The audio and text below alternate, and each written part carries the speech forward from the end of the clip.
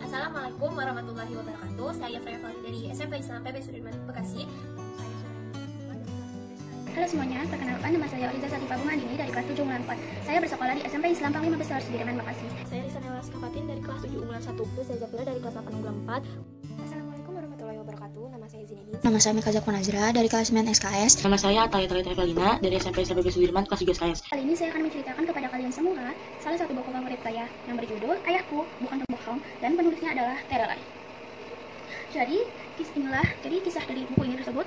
Buku ini tuh tentang seorang anak yang bernama Dam, dan dia selalu ceritakan kisah kesederhanaan hidup ayahnya semasa muda.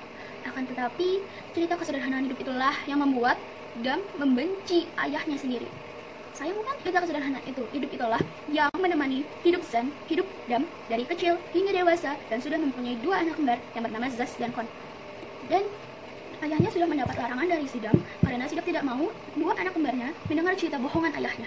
Akan tetapi sang ayah tidak mendengar larangan itu dan tetap menceritakan kembali, hingga tiba-tiba sang ayah terkena penyakit dan jatuh sakit. Namun sayangnya sang ayah tidak bisa diselamatkan, atau dengan kata lain meninggal. Sidam sungguh sangat sedih. Namun dia bisa apa? Dan Dam sempat kejut karena di saat pemakaman ayahnya, dia melihat seluruh orang yang ayahnya ceritakan kepadanya hadir di pemakaman itu. Tentu saja ia sangat menyesal. Dia berpikir, ternyata ayahku selama ini tidak berbohong. Ia ingin memeluk ayahnya, namun itu semua sungguh terlambat. Saya akan mereview novel Indigo.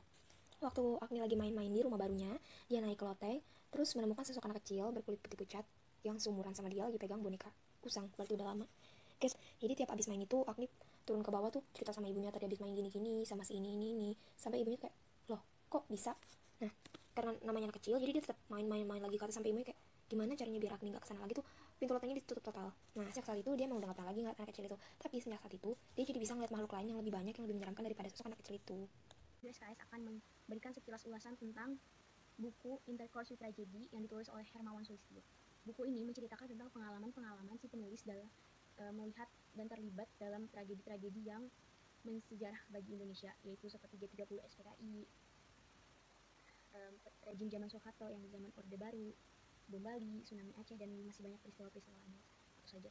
Nah, di buku ini penulis menceritakan cukup detail sehingga membuat para pembaca seolah-olah seperti melihat kejadian tersebut secara langsung. Nah, di buku ini juga penulis memaparkan apa yang dia rasakan, bagaimana ia dapat terlibat dan melihat secara langsung peristiwa-peristiwa yang bersejarah tersebut. Nah, di buku ini juga penulis menceritakan apa yang ia rasakan saat terlibat dan melihat secara langsung tragedi-tragedi tersebut.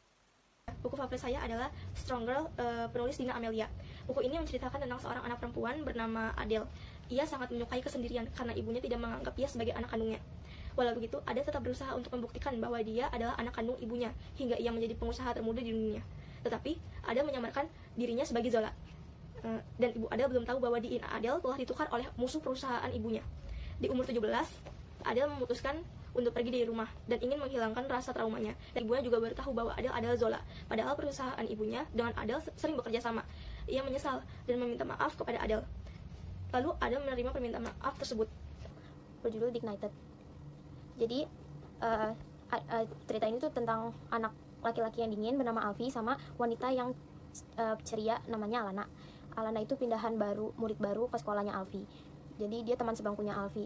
Habis itu mereka sering berantem, terus sering bercanda juga sama temennya Kinan. Terus habis itu mereka jadi dekat dan akhirnya saling suka. Tapi ada masalah di antara itu.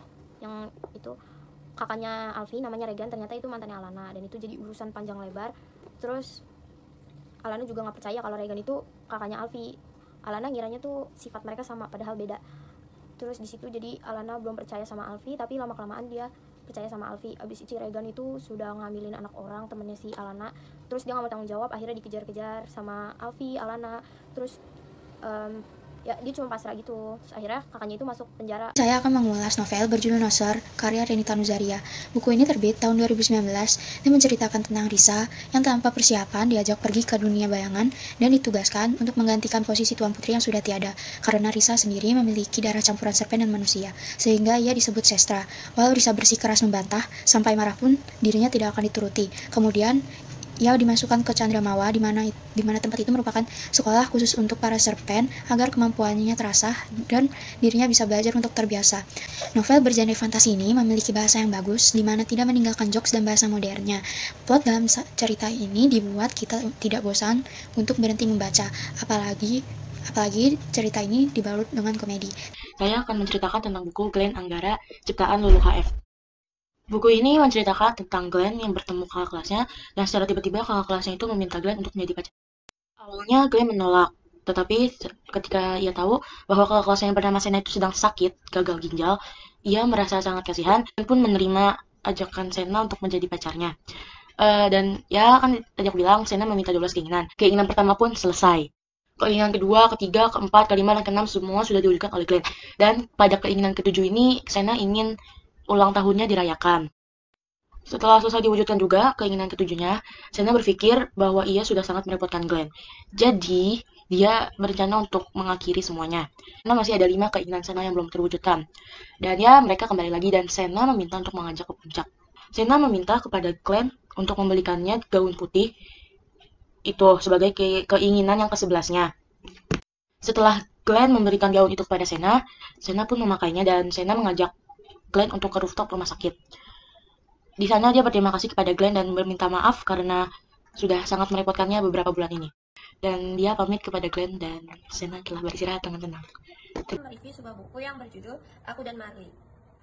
Buku ini ditulis oleh John Grogan dan diterbitkan oleh PT Transmedia dengan jumlah halaman 294.